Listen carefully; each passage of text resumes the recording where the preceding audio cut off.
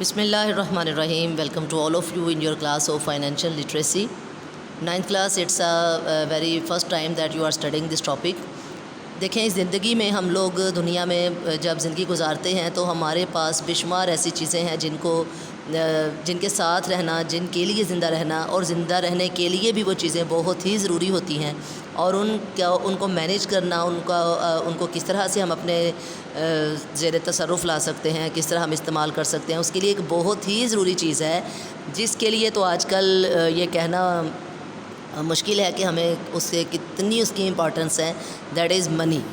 تو منی میٹرز اے لاٹ، کہ جب کوئی بھی کام کرنا ہو آپ نے تو منی کے بغیر، پیسے کے بغیر آپ کچھ نہیں کر سکتے.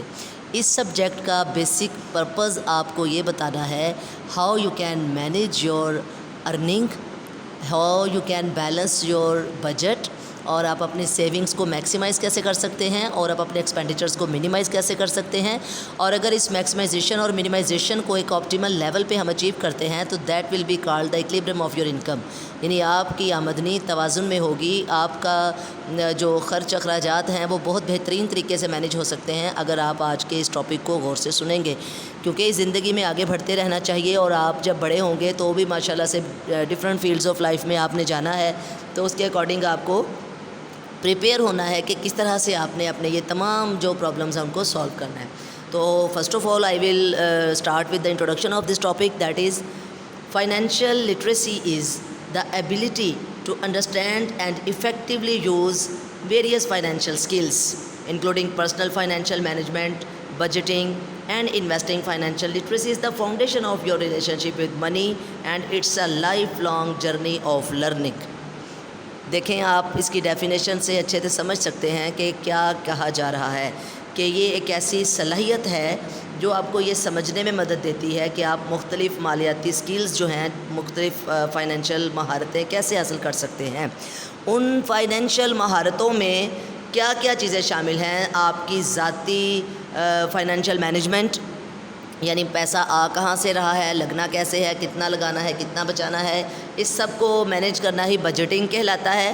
اور پھر اگر آپ مزید ارن کرنا چاہتے ہیں، یہ نہیں کہ آپ نے ایک بار ارن کر لیا تو اس کے بعد دیٹس آل، نہیں، آپ نے اس کو پھر کہیں نہ کہیں انویسٹ کرنا ہے، because your savings are always equal to your investment. یہ نہ صرف ایکول ہیں بلکہ ہمیشہ ایکول رہتی ہیں، آئیڈینٹیکل متماثلہ جسے ہم مساوات نہیں کہتے، ایکولائزیشن کا یہاں سمبل نہیں لگتا، بلکہ یہ ایسا ہے کہ جب بھی کوئی شخص، چاہے وہ ایک گھریلو صارف ہے، کنزیومر ہے، وہ اس کی اگر انکم 1000 ہے، سپوز میں آپ کو سمجھانے کے لیے ایک چھوٹے فگر میں مثال دے رہی ہوں کہ اگر 1000 وہ ارن کرتا ہے اور 700 اس کا خرچ ہو جاتا ہے تو ریمیننگ 300 اس کی سیونگز ہیں. انہیں سیونگز کو وہ کہیں نہ کہیں انویسٹ کرے گا تو اس سیونگ سے وہ پھر ارننگ کر سکتا ہے، پھر پیسہ کما سکتا ہے. یعنی آپ کی انویسٹمنٹ جو ہے وہ آپ کی انکم کا ہی روپ دھار لیتی ہے.